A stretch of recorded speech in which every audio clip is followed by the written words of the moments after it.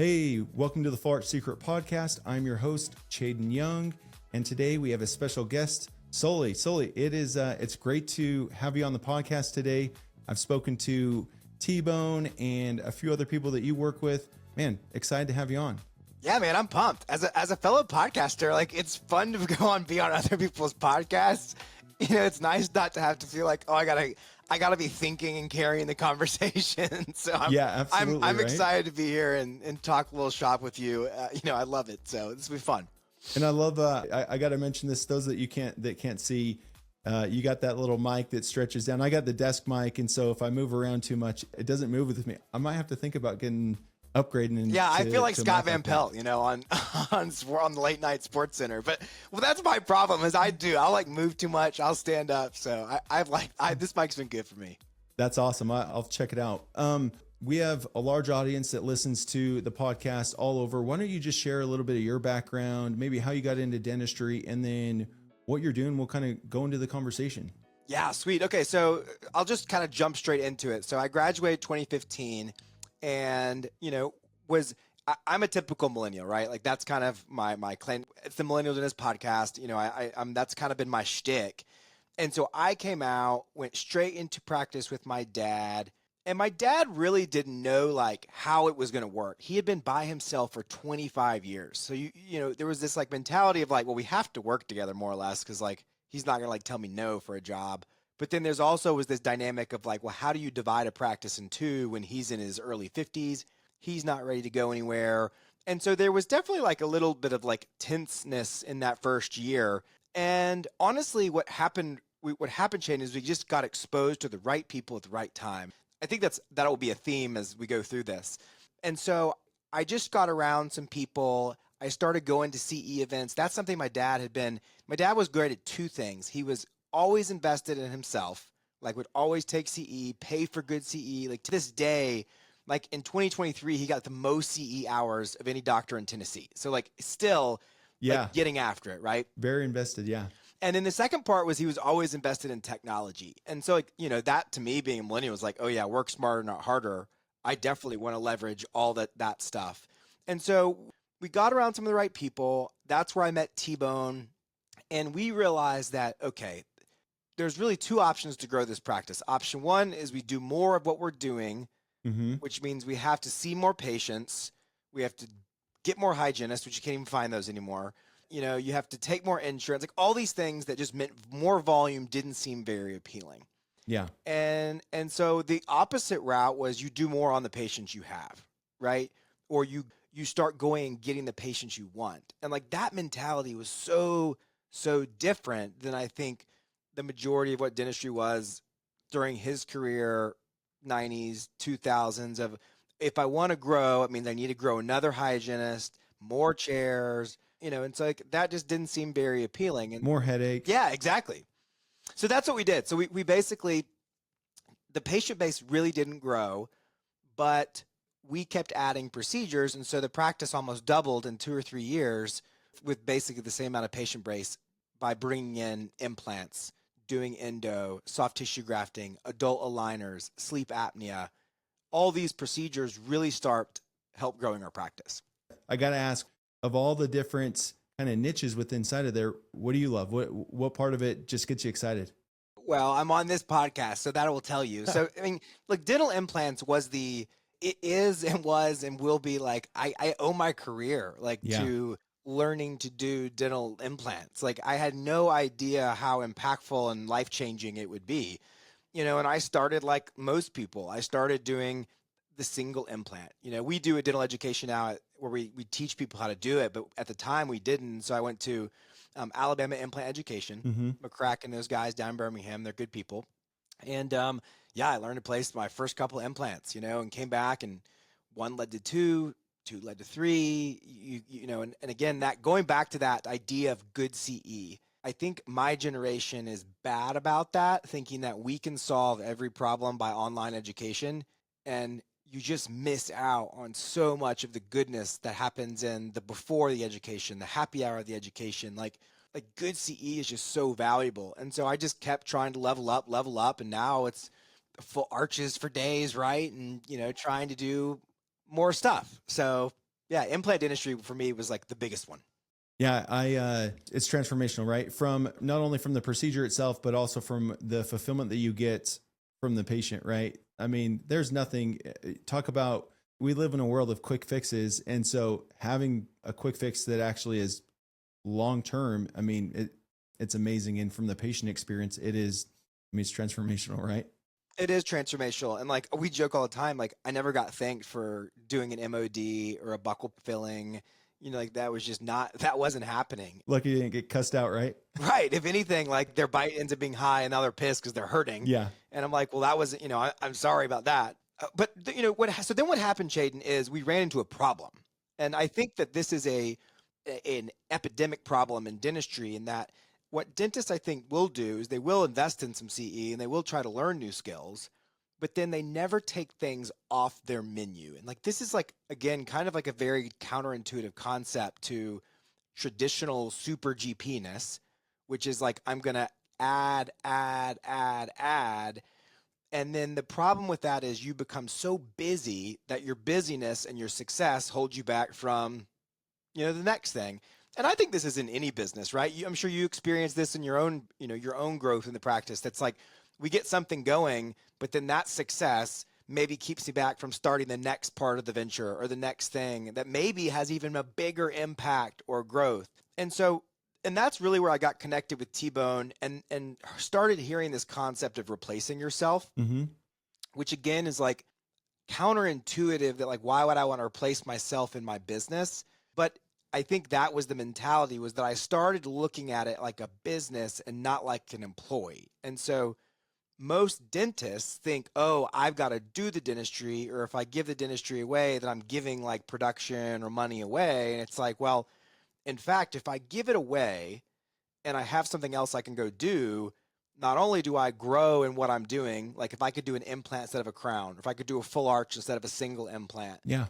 but then I'm also growing my business because I'm bringing in associate doctors and growing the practice, et cetera. So we went from, over 25 years, my dad, Mm-hmm.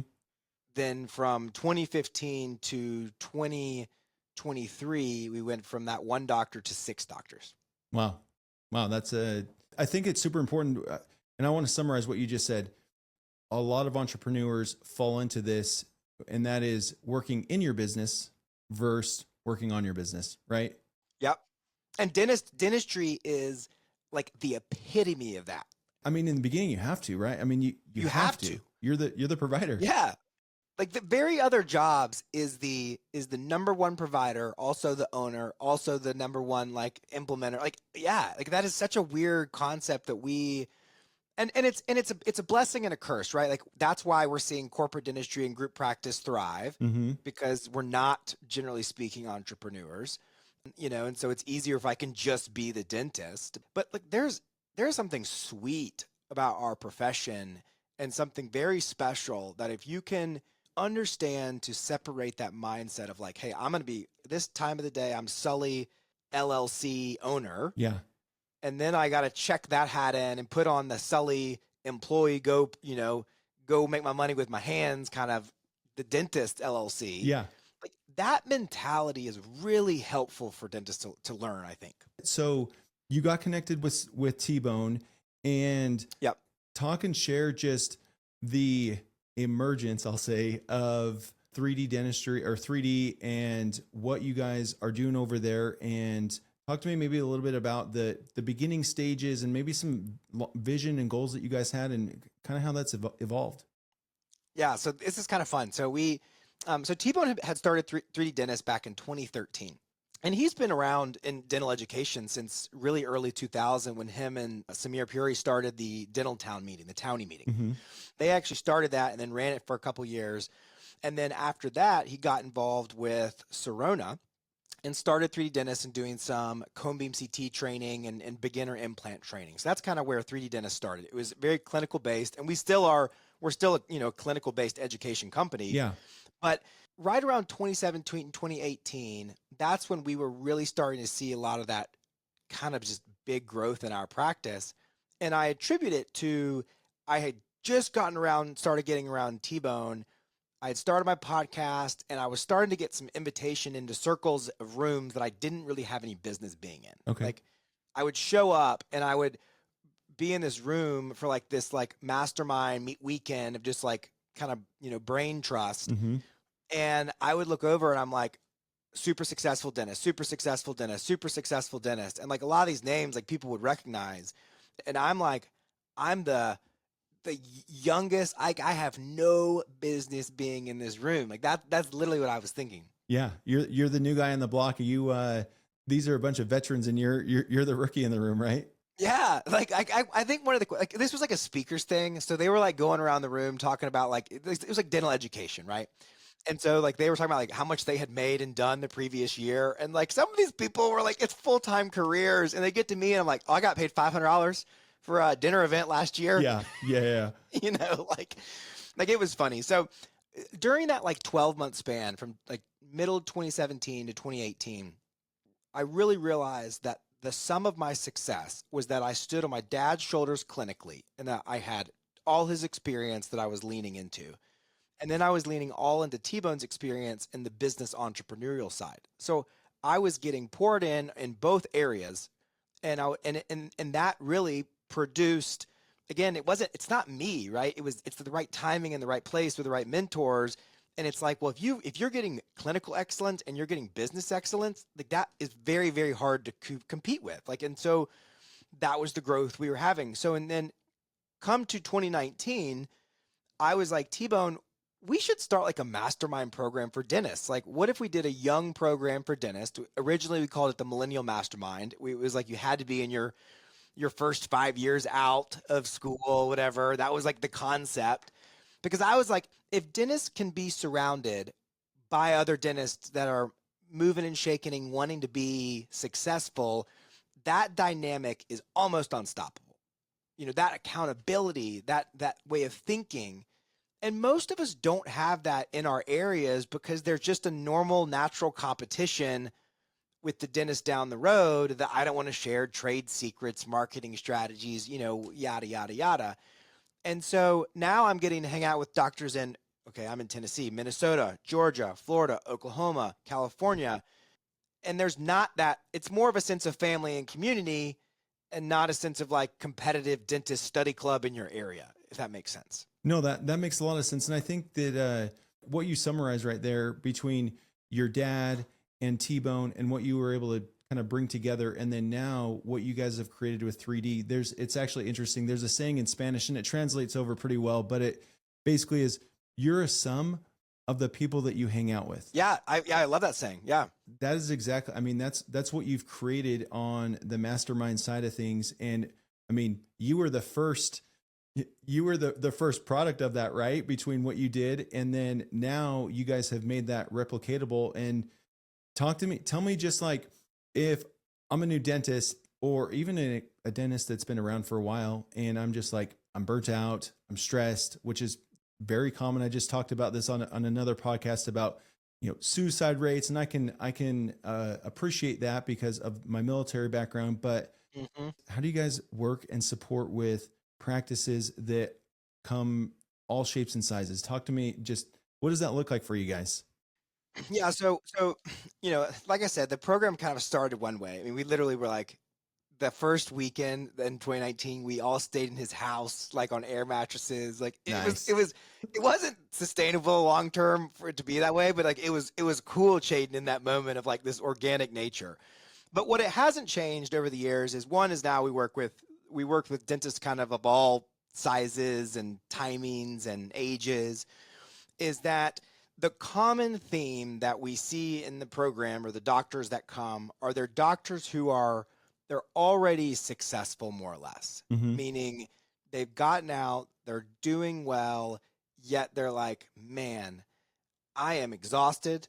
I'm a little burnt out. I have a great skill set, yet I'm still not doing most of the dentistry I want to do, or I'm not doing enough of it. And so, you have these highly talented doctors that are still doing relatively dental school dentistry, and they're running around with a chicken like their head cut off with 2 or 3 operatories. Yeah. And it's just exhausting. Yet they're successful, right? Like they hit good numbers, all these things, but it's like that's not sustainable. And so really the core of Mastermind is to bring people together to challenge the traditional way of thinking, to slow people down, to do more of the dentistry that they want to do and help them build a dental business, not a dental job. I appreciate what you said right there.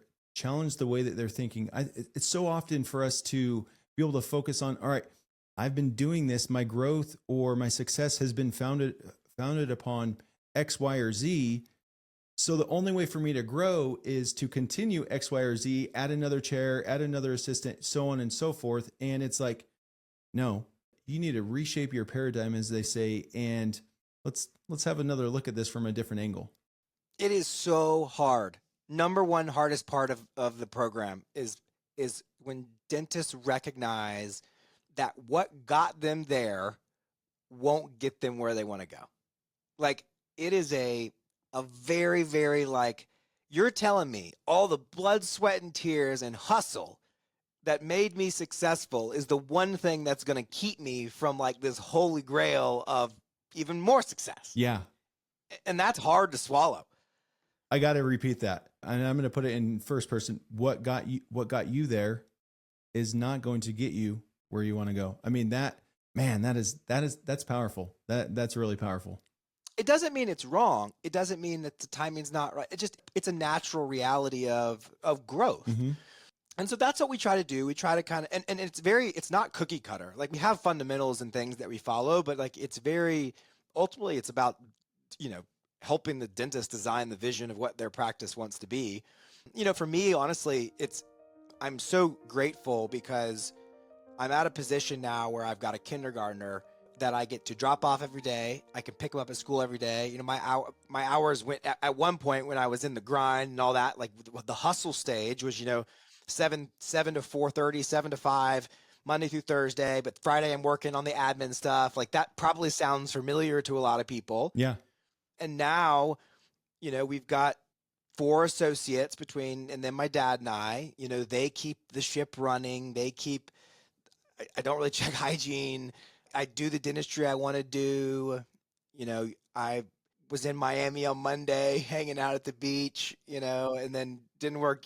It's just, like I said, I get to do things that I didn't think I got to do. I get to be, and the biggest for me is being able to be involved in my kids' lives and do that stuff at this point in my career. And so I'm grateful because on the flip side, I had watched my dad for his entire career say things like, and again, these will probably resonate with dentists. Oh, I can't take vacation in December because that's the busiest time of the year, right? Because insurance is going to be paying and we got to get while the getting's good. Some of these just fallacies that really held him into a hamster wheel way of practicing.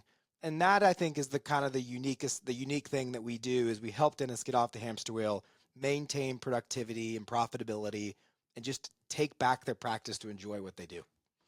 And I think I'd probably venture to say for you, and I'll add something on there for you. And that is, you get to focus on your family, which, for me, family is like, that's the number one thing, right? You get to focus on yourself, growing and developing yourself, which is super important, which also includes, and I'll include the business in that.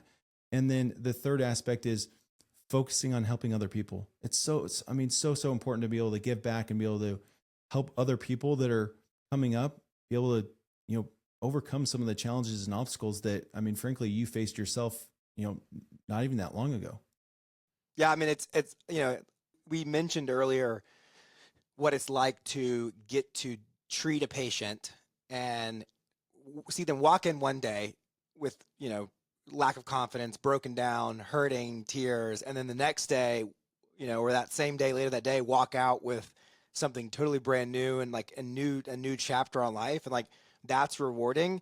But honestly, like, what I've found is, as rewarding as that is, like, helping a dentist remove the ceiling of what they thought was possible within their career and learn to place their first implant. Like, it's cool now because we've had dentists come through our beginner implant program who now have gone through our full arch program and who are now, going from, I never thought I would place implants to doing like these full arch, hybrids with digital workflows. And like, to me, that is like, it's kind of like the saying, like you can learn to catch a fish, or if you can teach a man to fish, like how much more impactful that is. And like, that's kind of what I look at it now. I'm like, why do I want to have any more time doing the dentistry when I just want to help people learn that they could do the dentistry, you know? Absolutely. And I know, I mean, I'm going to put in just a little, if you haven't listened to Adam's story, go back and listen to that episode with Adam Fromfelter, because he talks about that. He talks about how when he came out to see you guys the very first time, and it was his wife that encouraged him to come, he didn't even want to come. And he was ticked. He was upset. He didn't want to go. I mean, he was burnt out, and he went to your guys' meeting, and I forget this specific moment, but it clicked in his mind that he needed to do something different. And it was all just 100% based on the conversations that were happening, the speakers that you guys had. And so let me follow up with, there are a lot of mastermind groups, right? I mean, dentistry, there's a lot of, I'll call it support. I'll use that term very lightly, but there's a lot of support that's out there. And so as somebody is looking for a group that can help and assist them, what do you think are things that they should be looking for? And then maybe even talk about some of the things that, I'll let you give a plug for 3D and what you guys do, how you guys do things and do things differently than other groups that are out there. Well, gosh, that's a great question. And honestly, I think it's a question that people need to ask more often. And like, I like to phrase this as like, what problem am I trying to solve? And so like, if you're a dentist out there and you're like considering anything, you're considering new technology, you're considering a marketing company, you're considering a CE, the question you got to ask is, what problem am I trying to solve? Because there's so many people out there whose job it is to tell you what you should buy, right? Yeah. Like our industry is also built around a lot of sales and that sort of thing. And so like, you got to look at this from a standpoint of like, what is it truly going to help me? Now, I think what makes us unique or special, or I think what clicked with Adam is part of it is like, there's just, and you kind of touched on it with the mental health aspect of it. We just need community. So I think what's unique about our group is because we meet in person 3 different times throughout the 6-month process, that you really do gain a different level of accountability and friendships. And that creates a natural, healthy level of competition too, which we need, because again, most people that listen to podcasts, most people out there, you're already ahead of the curve, most likely. Like I hated being compared to my dental school classmates, because people will be like, "Oh, look where you're at." And I'm like, "Yeah, but why does that have to be my bar, right?" Yeah. And so it's so healthy to get around people so you can kind of see what's possible or see what other people are doing. I think what's unique about T-Bone and I relative to other type of coaching and consultants is that we're practicing dentists. Yeah. Like everything that I tell you and help someone learn or try to get them to see is something that I've done, I've messed it up, I've screwed it up twice over, I figured it out, and like it actually like it's working and I'm doing it. And one of the things that we do in the first 6 months of the program is everybody flies to Nashville to my office, and we do like a 2-day basically in the kitchen, where you kind of come into my kitchen and you see how we cook, right? Like it's not like it's so easy in this day and age for you to see my Instagram and be like, "Oh, Sully does this or Sully does that, or X, Y, or Z trainer is amazing. Like, look at this work." It's another thing to come in and like see how my associate's doing it, my team's doing it. Like, do we really practice what we preach? And that to me is what makes us unique, is both of us are practicing, both of us live it, eat it and breathe it day in and day out. And that to me, I think is important.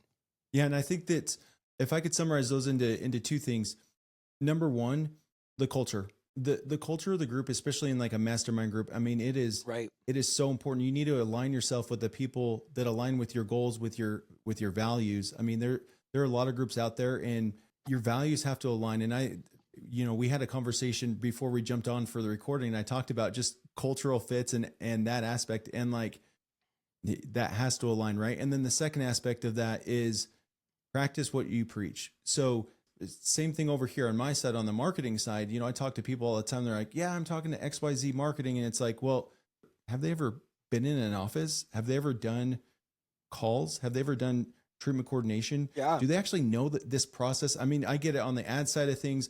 I understand that, but there's one thing from running ads to getting in the office, and back to your point of, actually flying out there to Tennessee and sitting down, seeing your associates, seeing your staff, and seeing that, hey, this guy's he's not just saying this, he's actually putting it into practice. And no pun intended, in the office itself, they're happy. And I've never been to your office, but I would venture to say that your team's probably pretty happy, and they're probably pretty fulfilled, I should say, with what you guys are doing over there because of the type of dentistry and the goals that you guys are setting and all of that. No, absolutely. And two things I'll add to that, Jaden. One is that you got to realize that like what we post on Facebook and what we post on Instagram is like everything is such a snapshot of someone's viewpoint. And so like if I could give advice to somebody, it's I may not be the right fit for a lot of people because you may come see me and see how I practice and see the way we do things and be like, well, if you don't want that, then don't listen to me. You know what I'm saying? Because there's a lot of ways to be successful. For sure. Like it's not our way or another way. Mm-hmm. It's a matter of like finding, and I think that's honestly, gosh, that's another like key point. Just in retrospect, is what I did well was I just laser focused in on like one guy really. Like I saw T-Bone, I saw that he was doing things that I wanted to do, and then I was like, why would I reinvent the wheel? Why don't I just listen? And I think we're like a fish, that catches a new shiny object. Yeah. And so we're constantly trying to search for this like silver bullet, and we just don't want to dedicate to a pathway or to a workflow that can lead us to success. And so it may not be us, but if you find somebody and you're like, hey, I want to practice like that person, then run after them. But you need to kind of fact check a little bit of, do they fit the culture that I want to have, the type of practice that I want to have, the type of dentistry that I want to do. Like all those things matter when you're choosing who you want to follow and learn from, etc. Yeah, I couldn't agree more. And I think it's also important to point out that although I know that you and T-Bone are leading a lot of the things over there, there are a lot of other very, very good doctors who are not Sully, who are not T-Bone, who can offer, frankly, who have gone through and have a lot of experience now. And I'll just reference Adam again, but I mean, talk about a guy who's been around the block and now knows, and I mean, can help other doctors and practice owners. And especially, what you mentioned earlier about getting out, we live in such a digital world. CE, you can do it online now. And so getting out and actually interacting and finding the type of people that just vibe with you, and I'll say vibe, that mesh with the type of personality that you are. And I think it's important to just note that it's not just the meshing, but somebody that's going to challenge you, right? Somebody that's going to say, no, Sully, like this was said to Adam, you're an idiot. You need to keep going and like, don't stop. Right. And so, yeah, I mean, look, we're probably, we're a frank group of people, honestly. And you're going to, with the T-Bone's like, if you're going to pay us a bunch of money, you better believe we're going to shoot you straight. Like, so logistically how this works, right, is so doctors come, we start programs in July and January, and then they run 6 months. And so we meet for 3 days in the beginning, we meet for 2 days in the middle at my office, and we meet 3 days again in North Carolina at the retreat. And the retreat's really cool because it's like a stay and learn. So everybody stays on site. We have a big house that can house and accommodate everybody. And so it's a cool experience because when you get there to when you leave, from breakfast to dinner to cocktails and everything in between, it's learning about each other, building community, and doing dentistry. And then at that point, kind of what you alluded to is people can choose to continue on. And so we now have between 60 and 70 different offices that are in our advanced program that are super connected, that come and support and interact and are there. Adam is one of those offices. And so, yeah, it's been really, really cool to see how something that started as an air mattresses in T-Bone's house and 6 years ago has now become a really, really cool program that we have. That's honestly, it's been great because it's been able to change a lot of people, including myself. So our vision as an organization is to transform the lives of our partners and the patients they serve. And I mean, you're literally doing that. You're helping these practice owners do that, and especially in a world where it feels like now, and I forget the saying that T-Bone has when he does his little intro to his podcast, but it feels like now that as a dentist, you really only have two options, which is frankly, it's not true. You either are going to stay small and eventually be gobbled up, or you're going to sell to a DSO. And it's like, no, there's still a path for success for a single location practice owner Absolutely. who wants to have a good life, who wants to be able to raise their family and wants to be able to give back to their community. It's still alive. It's still thriving. It's not just, and it frankly, and correct me on this if you disagree, but it doesn't matter where you're at in the US, you can achieve that. No, you absolutely can. It's harder in California. It's definitely We don't expensive over there. we'll leave Goodness California gracious. on the side. Maybe California out of Yeah. it. No, we do. I mean, like that's kind of what's been fun for me is like we work with dentists from California to Washington, Seattle to middle of nowhere, Minnesota, rural. I mean, Evansville, Indiana is Adam, right? Texas, Tennessee. So it's just, yeah, I think that is the unique thing is business is business is business. That's what I've learned through this process. And then learning, I think everybody wants to treat people well, but that can't be enough today. Like, I do think that's true, because I think everybody thinks they do that. And so you've got to find ways to continue to compound and build and grow. And my encouragement for those listening today would be to just really take into that. Is my busyness holding back my business? Like, is the success that got me here, is that what's holding me back from the next step? And if that resonates with you, then, we'd love to talk more. Well, I mean, tell people where they can find you guys. Where can they at least just get some basic information if they're interested in just finding out, or they want to have a more in-depth conversation? Yeah, so the best place to connect, honestly, is so we did something. Last year was a big year for us, Chad. We created our own app. So it was an undertaking, as you can imagine. I thought it would be much easier to create an app, but it's not. So, anyways, we have an app called 3D Dentist app. A really, unique name there. But you can go on Android Store, Apple Store. Just search 3D Dentists. You can download the app. It's free to sign up. We have over 1,000 people on there, so you'll get a taste very quickly of the community and the people. There's no Facebook drama and people saying like, "Oh, that sucks," or like some of that stuff. Like it's really neat. And then there's online content is there. We host free webinars and that sort of thing on the app, and so it's a great way to get connected. And then if you're someone that's like, "Hey, I really am kind of interested in hearing more about some of your programs or the mastermind program specifically," the best way to do it is to reach out to Meredith. Meredith runs 3D Dentists, and her email is meredith@3d-dentists.com. And that's definitely the best way to kind of connect, and she can kind of give you the whole lowdown and that stuff as well. The whole overview, everything that you guys do, all the training and all of that. So, well, Sully, it was awesome. Do you want to share any of your personal your podcast or anything if someone wants to follow you? Please. Yeah, please share that. For sure. So if you enjoyed this, hopefully you probably like my podcast too. So check it out, the Millennial Dentist Podcast. I mean, I'm obviously biased, but I think it's the greatest podcast in dentistry, Chaden. No offense. No, you're none taken. But no, we're doing episodes since 2017, so it's been fun. It's been a ride, and you can follow me on Instagram at Millennial Dentist, 2 L's and 2 N's. Millennials can't spell millennial. Classic. Yeah, classic. But that's me. Well, Sully, it was great to connect with you. Great to have you on the podcast. I think, man, we've covered a lot of insights and just a lot of things that I think a lot of practice owners are going through right now. And so, if you like this podcast, feel free to share it, subscribe to it, let your colleagues know, because I mean, you never know what somebody's going through. But until next time, let's continue to transform lives.